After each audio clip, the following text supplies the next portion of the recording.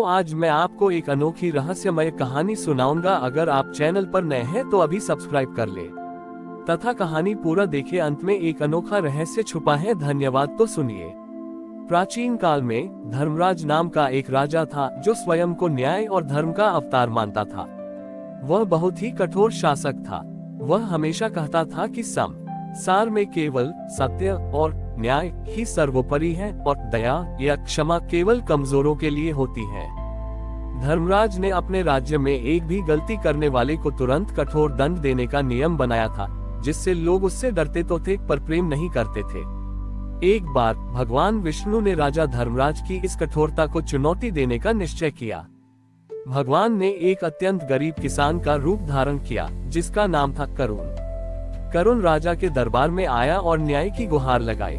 किसान करुण ने बताया, महाराज, कल भयंकर आंधी तूफान आया। मेरा छोटा बेटा भूखा था। उसे खिलाने के लिए मेरे पास कुछ नहीं था। मैंने आपके शाही बगीचे से केवल 2 फल चोरी कर लिए। यह मेरी गलती है और मैं क्षमा नहीं मांगता। मुझे न्याय चाहिए। राजा धर्मराज ने क्रोध से उसकी ओर देखा। उसने तुरंत अपने दरबार में न्याय का कठोर मुखौटा पहन लिया। चोरी, चाहे छोटी हो या बड़ी, चोरी ही कहलाती है और शाही संपत्ति की चोरी अक्षम्य है। न्याय कहता है कि तुम्हारा दाहिना हाथ काट दिया जाए। राजा ने कठोरता से आदेश दिया। तभी दरबार में एक तेजस्वी साधु प्रकट हुए। ये साधु स्वयं भगवान विष्णु थे, जिन्होंने अपना रूप बदला था।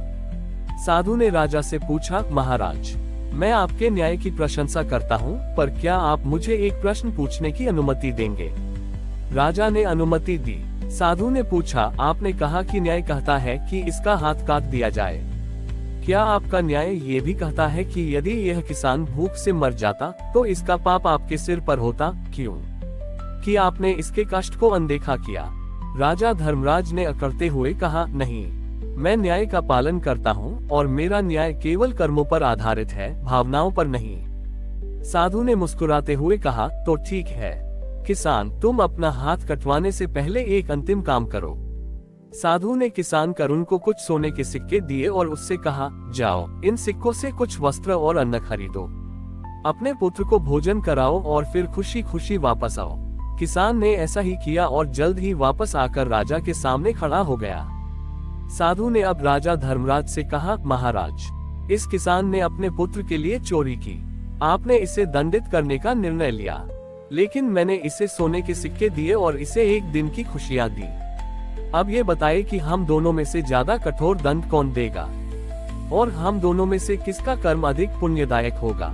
राजा ने उत्तर दिया, साधु, इसमें कोई संदेह नहीं कि आपका कर्म दया से भरा है, पर मेरा कर्म न्याय से। दोनों का अपना महत्व है। साधु ने अपनी हंसी रोकी और कहा, सत्य। लेकिन अब एक और सत्य सुनिए।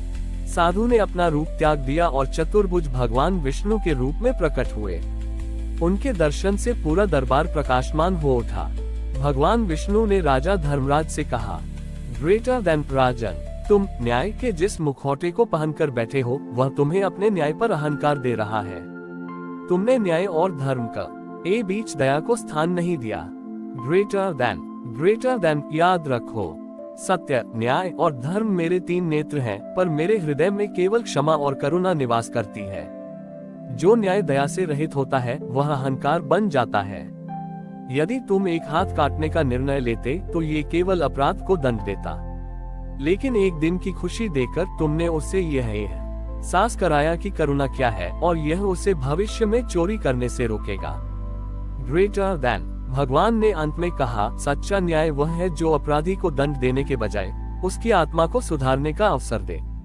राजा धर्मराज ने तुरंत अपना न्याय का मुखौटा फेंक दिया और भगवान के चरणों में गिर पड़ा।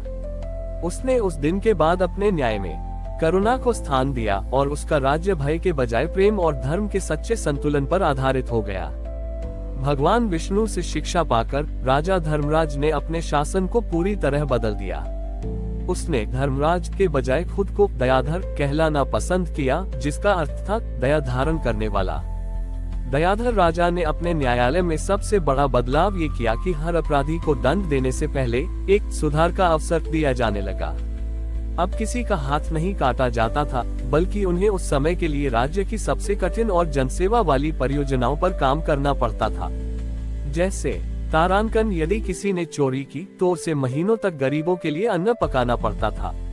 तारांकन, यदि किसी ने झूठ बोला तो उसे सत्य की महत्ता पर उपदेश लिखने और वितरित करने पड़ते थे। इस नई व्यवस्था से राज्य में आश्चर्यजनक परिवर्तन आया। अपराधी सजा से डरने के बजाय अपनी गलती को सुधारने और समाज के प्रति अपना ऋण चुकाने में गर्व महसूस करने लगे। दयाधर राजा कई वर्षों तक इसी करुणा और न्याय के संतुलन के साथ शासन करता रहा। उसके राज्य की ख्याति स्वर्ग तक पहुंच गई। जब राजा वृद्धावस्था में पहुंचे तो स्वयं भगवान विष्णु देवी लक्ष्मी के साथ एक अत्यंत वृद्ध निर्धन भिक्षु और उसकी दुबली पतली पत्नी के रूप में राजा के महल के द्वार पर आए। भिक्षु विष्णु ने द्वारपालों से कहा, हम राजा दयाधर से मिलना चाहते हैं। हमने सुना है कि उनका राज्य न्याय और दया का संगम है। जब उन्हें राजा के पास लाया गया तो भिक्षु ने राजा से कहा, महाराज, मैं इतना बूढ़ा हूँ कि काम नहीं कर सकता और मेरी पत्नी भी बीमार है। हमने जीवन भर भगवान का भजन किया, पर हमारे पास सिर छिपाने की जगह नहीं है। क्या आप हमें अपने महल में एक कमरा दे सकते हैं? हम बदले में आपकी सेवा करेंगे। राजा के सभी मंत्री चौंक गए। ये राजा की प्रतिष्ठा के विरुद्ध था कि वह महल में किसी साधारण भिक्षुक को स्थान दे। एक मंत्री ने फुसफुसाकर कहा, महाराज, यह असंभव है। ये राजमहल है, कोई धर्मशाला नहीं। दयाधर राजा ने उन दोनों वृद्धों की ओर देखा। उसने तुरंत अपने मन में विचार किया, जब मैं न्याय का कठोर मुखौटा पहनता था तब मैं केवल नियम देखता था। अब जब मैंने करुणा को अपनाया है तो क्या मैं केवल अपने महल के नियमों को देखूं? मेरा धर्म क्या है? राजा ने तुरंत निर्णय लिया। उसने उठकर उन दोनों वृद्धों के चरणों को छुआ और कहा, ग्रेटर दैन मेरे महल का हर कमरा, यहाँ तक कि यह मेरा सिंहासन भी केवल उस करुणा का प्रतीक है जिसे मैंने प्रभु से सीखा है। आपका स्वागत है। आप केवल मेरे महल में नहीं बल्कि मेरे हृदय में निवास करेंगे। Greater than. उसने भिक्षु और उसकी पत्नी को महल के सबसे आरामदायक कमरे में स्थान दिया और उनकी सेवा में स्वयं को लगा दिया।